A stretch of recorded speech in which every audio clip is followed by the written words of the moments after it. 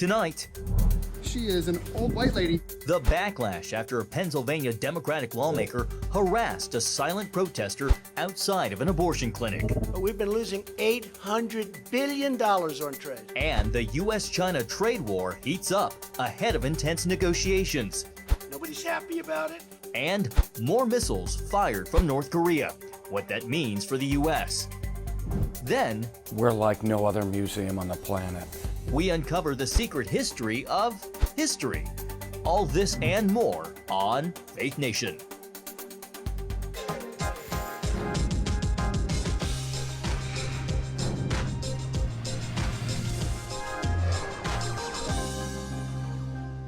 The abortion debate is heating up in the very same city that birthed so many of America's founding ideals. Welcome to Faith Nation. I'm John Jessup. Jenna Browder has the night off.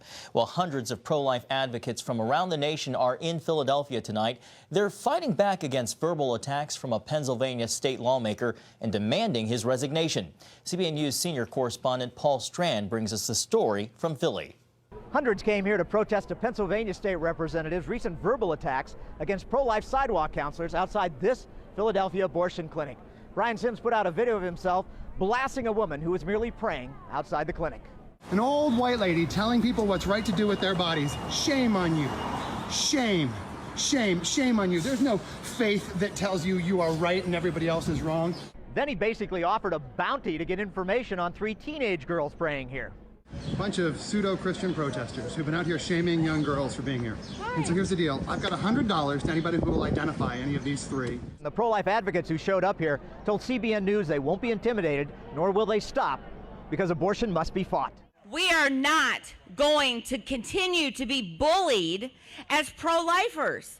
I am sick of this idea that just because we are Christians, we cannot stand up and defend ourselves, that we cannot stand up and defend our unborn brothers and sisters. We need to be able to be out there and offer alternatives to these women going in. We are calling on State Representative Brian Sims and all those who dare to harass and violate the First Amendment rights of the constituents here in Philadelphia to step down. Sims accused pro-lifers of targeting and hurting women. But one lady told CBN News from personal experience, women are actually hurt if someone doesn't warn them about the physical and mental impacts an abortion can have on them. If anybody's ever had an abortion, including myself, have. So first of all, unless you've had one, I don't really think you have the right to talk about it because you don't know the experience. And quite frankly, most people who have wouldn't wish it on their worst enemy because the emotional aftermath never leaves you. National pro-life leaders came here to call on Sims to stop trying to shame women and girls who are exercising their rights. They say the real shame is the 61 million lives lost since the Supreme Court decision legalizing abortion. That's why they and countless others are going to continue to pray and counsel outside here and other clinics all across the country. Paul Strand, CBN News, reporting from outside the Elizabeth Blackwell Planned Parenthood in Philadelphia. Thanks, Paul. Well, new tariffs kicked in today on billions of dollars worth of Chinese goods. The hike comes as the U.S. and China try to hash out a new trade deal. CBN White House correspondent Ben Kennedy joins us now in the newsroom. Ben, the president proved today that he doesn't dole out hollow threats. Yeah, John, you're right. President Trump followed through with his threats to raise tariffs on more than $200 billion worth of Chinese goods. Tariffs that were 10% jumped to 25%. This after trade talks ended today without a deal.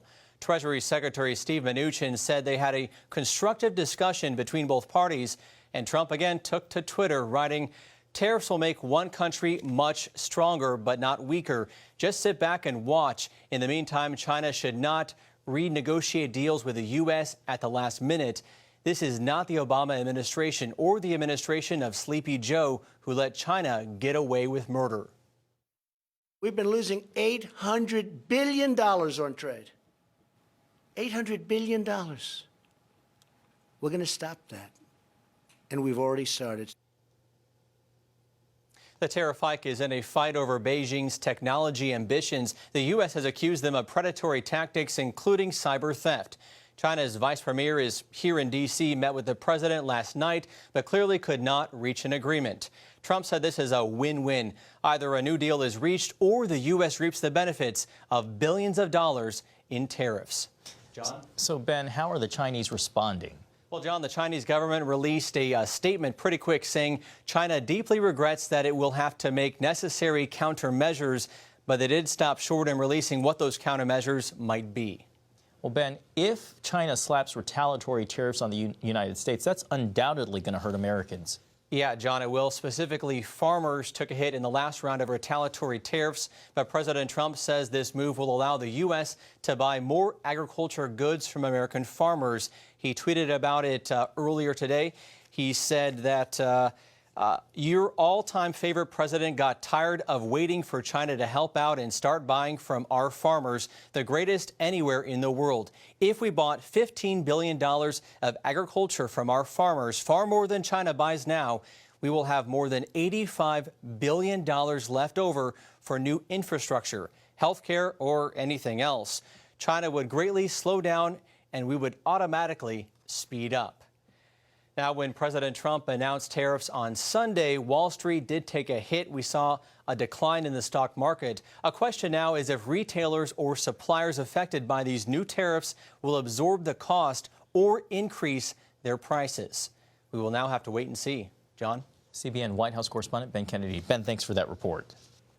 Well, the stakes are ever increasing between the United States and another Asian country, North Korea, after a week of surprise missile launches ordered by Kim Jong-un. National security correspondent Eric Phillips joins us now with more on the provocative moves catching the world's attention.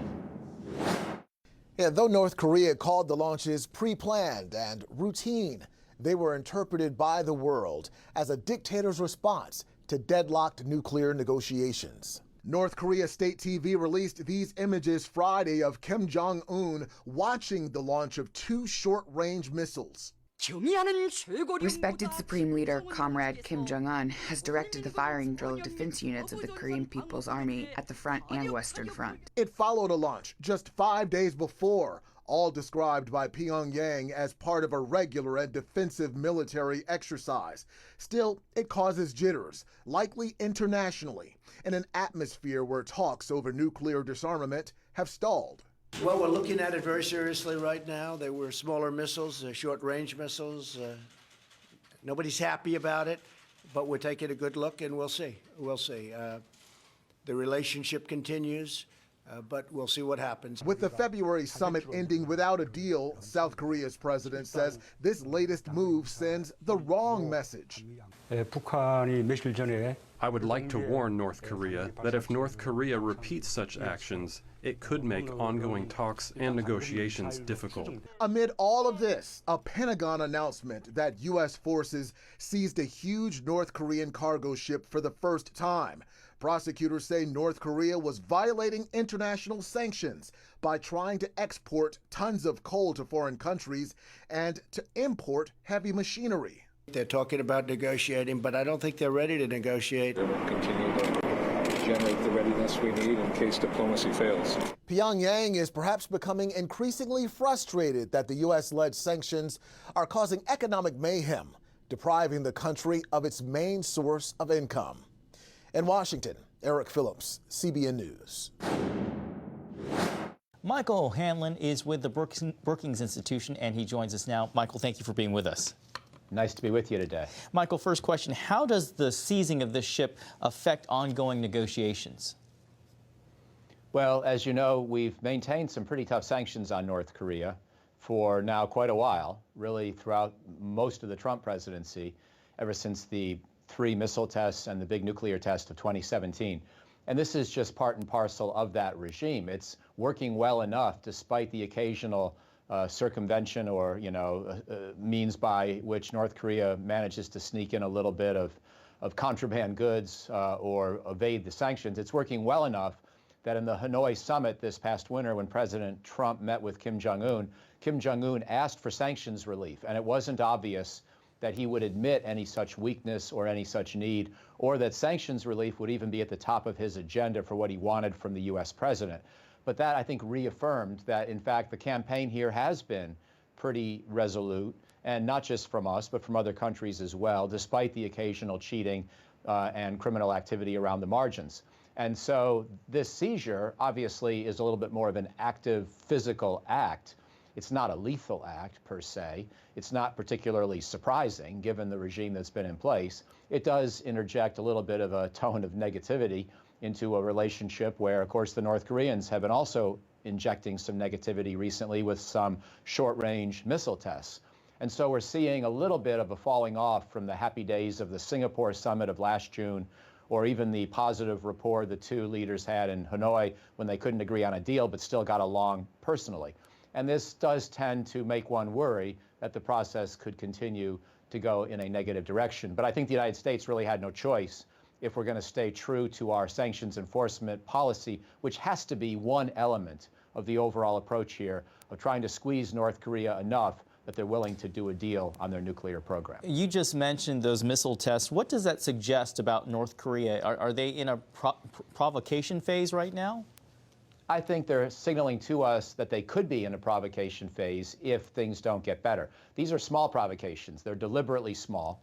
They're small enough that we're not likely to react in any big way, but we're all going to start talking about it, you and I, and more importantly, the White House. And they're going to start wondering, okay, what comes next? If Kim Jong-un is willing to do these small tests, which themselves are violations of international and UN law, but if he's going to do those, then he could do something that's much more concerning, a long-range test, a long-range ICBM test, or another nuclear test. And as you know, Kim Jong-un really hasn't done those kinds of tests now in about a year and a half.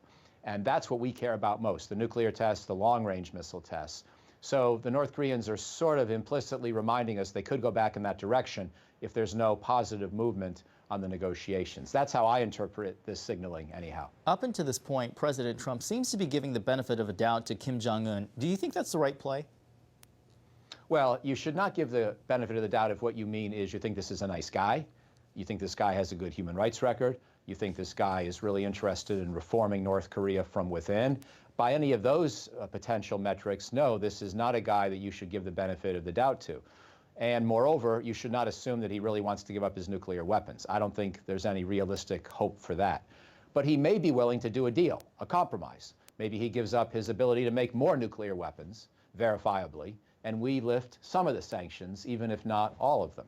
And that kind of a deal I still think may happen, but it's not something where you give the guy the benefit of the doubt based on the kindness of his personality. You've got to squeeze him with sanctions and deter him with military force, and then perhaps push him towards a reasonable compromise. That's the way you, quote unquote, give him the benefit of the doubt. It's not by any presumption that he's turned into a reasonable leader or a kind man or a person who really wants to reintegrate his nation into the broader community of countries around the world. Brookings' Michael O'Hanlon. Thank you, Michael, for being with us today.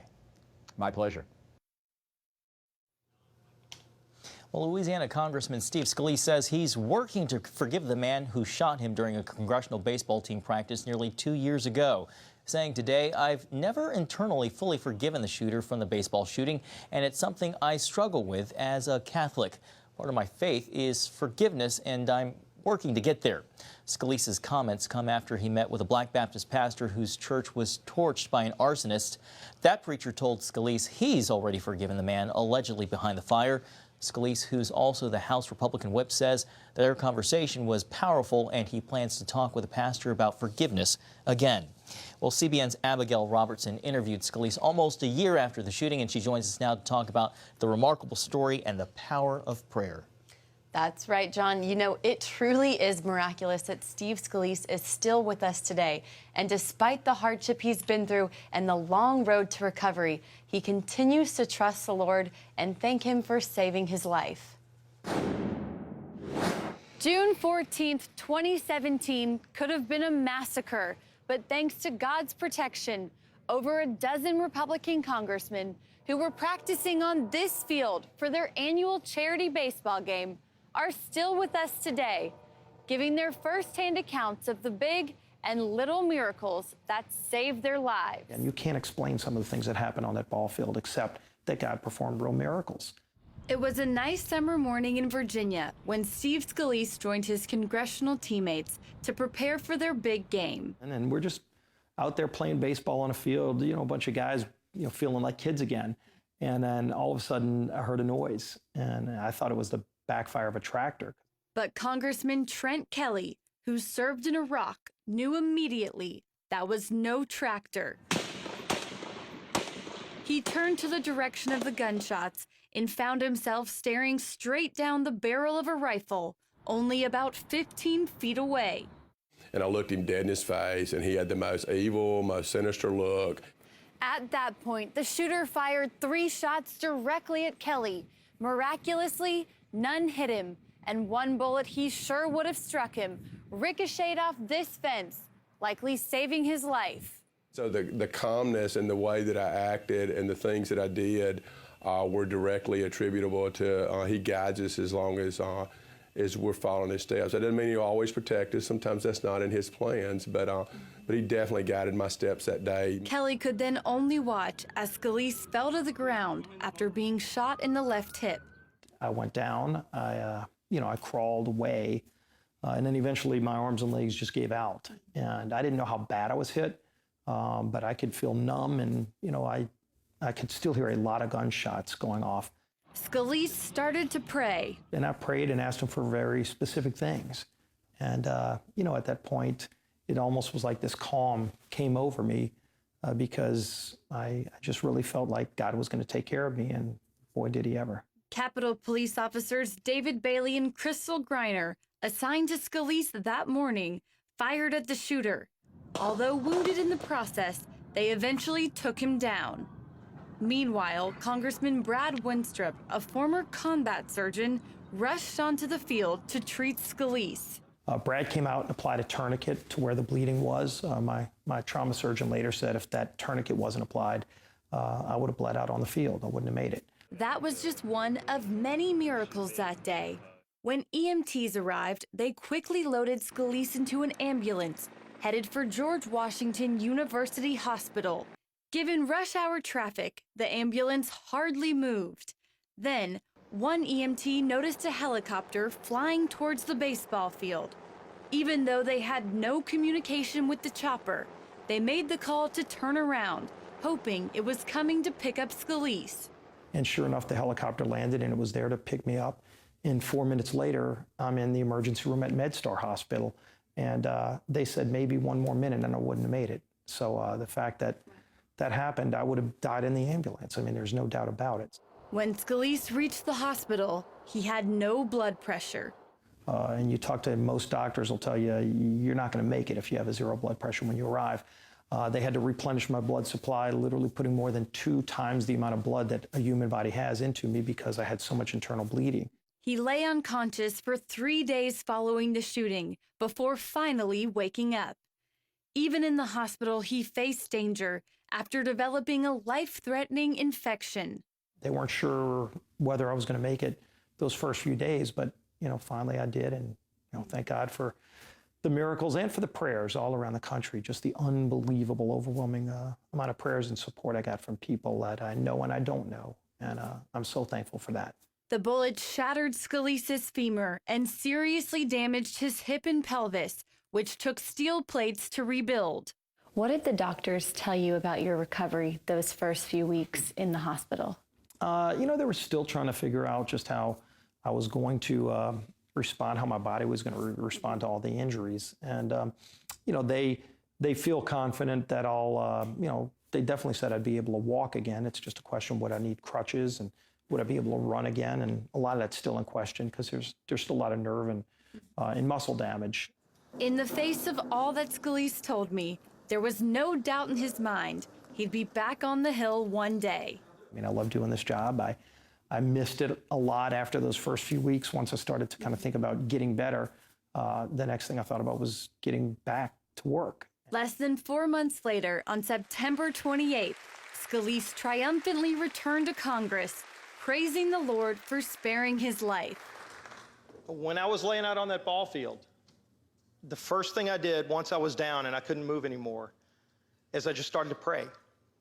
And I will tell you, it gave me an unbelievable sense of calm, knowing that at that point it was in God's hands. Congressman Kelly told CBN News he wasn't surprised to see the majority whip back so soon after the shooting. We just continued to pray for him, and I won't say I knew he was coming back. I will say this, I knew if it was God's will, he was going to be back, and if not, he had something something greater planned for all of us. Scalise says while he's been a man of faith for a long time, he's kept it relatively private. Now, he's happy to share the amazing things God has done in his life with the world. And I think the fact that it's been able to touch so many people, I'm happy to help continue to spread that word. I am not a minister. I'm not a preacher. I'm a member of Congress who has a great job. I love being able to be a part of helping turn around a country, and the greatest country in the history of the world, but a country that was founded in a belief in God. Scalise says he's a living example that prayer makes a difference. The fact that I get to have people come up to me and say, I prayed for you, and I get to tell them, your prayers have been answered, and those prayers have been so helpful to me. The prayers really did help give me strength. And to him, it's offensive when people say otherwise. They need those prayers. I needed those prayers. And so, how dare somebody say, don't pray for the people that have been injured by, by a tragedy, go and try to use that as an opportunity to hijack their tragedy, push your agenda. I think that's offensive. Scalise truly returned to the Hill a new man. So you can take a tragedy and go, that's awful that happened, and it is. But I have no doubt that God's hands were involved in that from start to finish. Although his recovery has been remarkable, challenges still lie ahead. Scalise faces rigorous physical therapy and asks for continued prayer for complete healing. Please pray that my nerves that have been injured from the attack can come back and function, and a lot of them are, and I'm so blessed to be able to do the things I do now. I can tell you the power of prayer is real. It's powerful, and it was incredibly helpful to give me the strength I needed to come back. So thanks for the prayers. They truly were needed and appreciated. And when you see everything that he's been through and still going through, it's remarkable to hear him talking about forgiveness. That's a hard thing. I think it truly comes from God. So many people are still watching this play out, and I think the Lord still wants to redeem it and use it for his glory. Abigail, first of all, great story, and it really is amazing to see and hear his testimony, even now, nearly 2 years later. Yes. Thank you, Abby. Well, coming up, we take you behind the scenes of the new Spy Museum and explain why the work of spies is sometimes called the backstairs of history. That story next.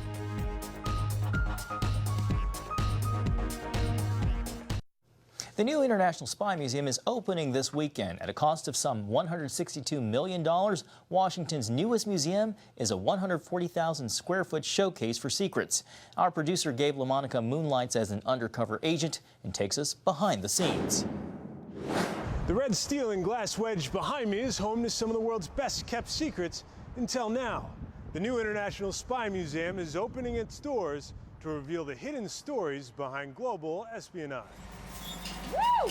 Lifting 007's Aston Martin out of the old museum and rolling it across town to its new home was easy. Now the James Bond car's new garage is this massive house of secrets. I've never done anything operational in a tuxedo. No tux, but Chris Costa spent 34 years as an intelligence officer before taking the helm of the International Spy Museum. Real espionage, of course, is a lot of hard work, painstaking work, not a lot of action all the time, and when you do have action, it's sheer terror. Costa's service in Afghanistan and Iraq involved recruiting human sources. That was a typical day, maybe, in a combat zone. A couple minutes of adrenaline, and then a whole lot of tea drinking with villagers. From tea time, Israeli choppers launched missiles on terrorists, to the story of the son of a Hamas leader turned Mossad informant. I need to give him the feeling that I'm his best friend. Well, maybe I'm his biggest enemy. The museum highlights human intelligence gathering. There's no replacing human sources. Just a few miles from where you're standing. And makes clear the ubiquity of data collecting and surveillance. This museum will, for the first time, show people that truth is far stranger than fiction. H. Keith Melton is a historian, not a spook, but he's collected nearly 10,000 clandestine artifacts, and hundreds of them are on display here. There's the blood-stained ice axe that killed Marxist dissident Leon Trotsky, the tiny sub called Sleeping Beauty that became a prototype for Navy SEALs, and the first Enigma machine used to encrypt messages during World War II. It had been just smuggled across the border from East Germany into West Germany. Tracking those artifacts down is its own cloak and dagger operation. I met someone out in a remote parking lot at 2 a.m. in the morning. When the mighty beast is ready. From the Trojan horse to the black op that killed Osama bin Laden. It's all here, the secret history of history. We're like no other museum on the planet. There's a fee to get in, but it's for a good cause. The Spy Museum is a non-profit dedicated to educating the public about this covert tradecraft. Gabe LaMonica, CBN News, Washington. Thanks, Gabe, and I can't wait to check out Washington's latest attraction. Well, that's going to do it for tonight's Faith Nation. Have a great weekend, everyone.